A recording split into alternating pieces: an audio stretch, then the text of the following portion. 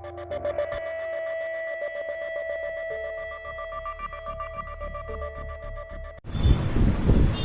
To commerce study circle Kukdi. मेरे प्यारे छात्रों, आज मैं तुम लोगों को इंटर कॉमर्स के अकाउंट सब्जेक्ट से अंशों का निर्गमन इशू ऑफ शेयर चैप्टर के विषय में बताने जा रहा हूँ। कंपनी अंशों का निर्गमन दो परिस्थितियों में करता है। पहली परिस्थिति है नगद धनराशि प्राप्त करने के लिए अंशों का निर्गमन करना, तथा दूसरी परिस्थिति है नगद के अतिरिक्त अन्य प्रतिफल के लिए अंशों का निर्गमन करना। यानी कंपनी अपने अंशों को दो परिस्थितियों में निर्गमित करती है। पहला, जब कंपनी को अंश पूंजी की जरूरत होती है, धनराशि की जरूरत होती है, नगद धनराशि की जरूरत होती है, तो कंपनी अपने अंशों को निर्गमित करके धनराशि, नगद धनराशि प्राप्त करता है और उसी पैसे से कंपनी का संचालन किया जाता है और वही पैसा कंपनी का अंश पूंजी कहलाता है।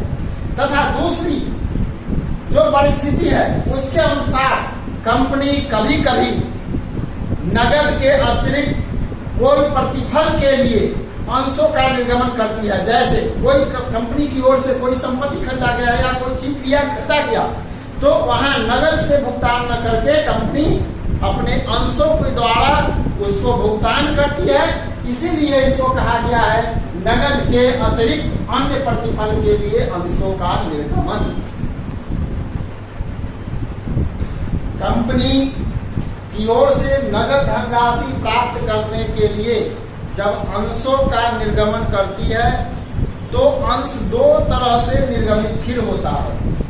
जैसे निजी रूप में अंशों का निर्गमन करना तथा सार्वजनिक रूप में अंशों का निर्गमन करना। कंपनी जब सार्वजनिक रूप में अंशों का निर्गमन करके नगद धनराशि प्राप्त करने की प्रयास करता है, तो इस परिस्थिति में वो नगद धनराशि प्राप्त करने के लिए दो तरह से अंशों का निर्गमन करता है।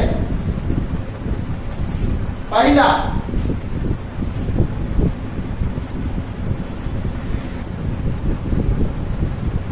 कंपनी नगद धनराशि प्राप्त करने के लिए दो तरह से अंशों का निर्गमन करती है।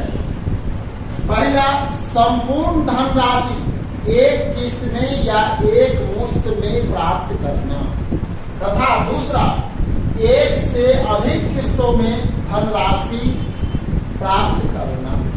ये दो तरह से संयुक्त पूंजी वाली कंपनी जब अपने अंशों को निर्गमित करती है तो दो तरह से पैसा लेने के लिए जनता को निर्देशित करती है।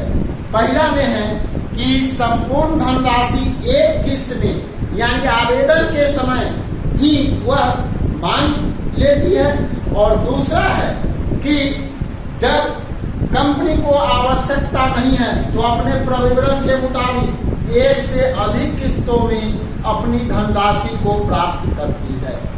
जब कंपनी एक किस्त में ही अपनी संपूर्ण निर्गमित अंशों की धनराशि प्राप्त करेगा तो इसके लिए कंपनी की पुस्तक में कंपनी की ओर से दो जर्नल बनाए जाते हैं। परिस्थितिवश कभी कभी एक जर्नल भी बनाए जाते हैं जो इस प्रकार है। जब कंपनी संपूर्ण राशि, अंशों की संपूर्ण राशि एक किस्त में प्राप्त करती है तो इसके लिए कंपनी की पुस्तक में दो जर्नल बनाए जाते हैं। पहला जर्नल है bank account DR to share application and allotment account.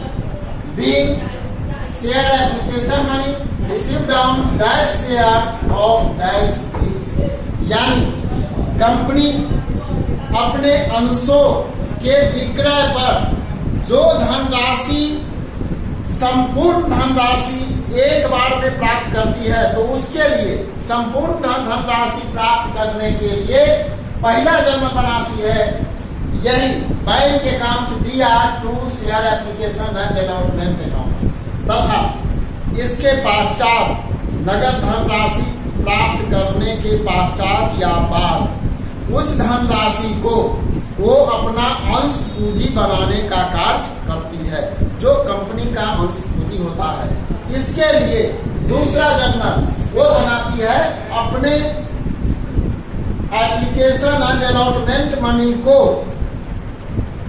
अंश पूंजी में हस्तांतरण करने के लिए share application and allotment account दिया टू शेयर कैपिटल अकाउंट। नाइगेशन being share application and allotment money transfer to share capital, यानी संयुक्त पूंजी वाली कंपनी जब अपने अंशों का निर्गमन करके संपूर्ण पैसा एक बार में प्राप्त करने की इच्छा जाहिर करती है जनता से, तो इस परिस्थिति में कंपनी की पुस्तकों में मात्र 2 जर्नल बनाए जाते हैं। लेकिन उसमें याद रहे केवल एप्लीकेशन का नाम हम नहीं देते हैं, एप्लीकेशन के साथ साथ अलॉटमेंट की भी चर्चा कर देते हैं, क्योंकि संपूर्ण धनराशि एक ही बार में प्राप्त होती है, उसके बाद अलॉटमेंट कंपनी की ओर से नहीं किया जाता है।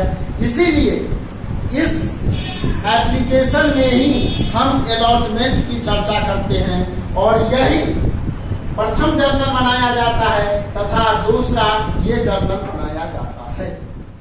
धन्यवाद।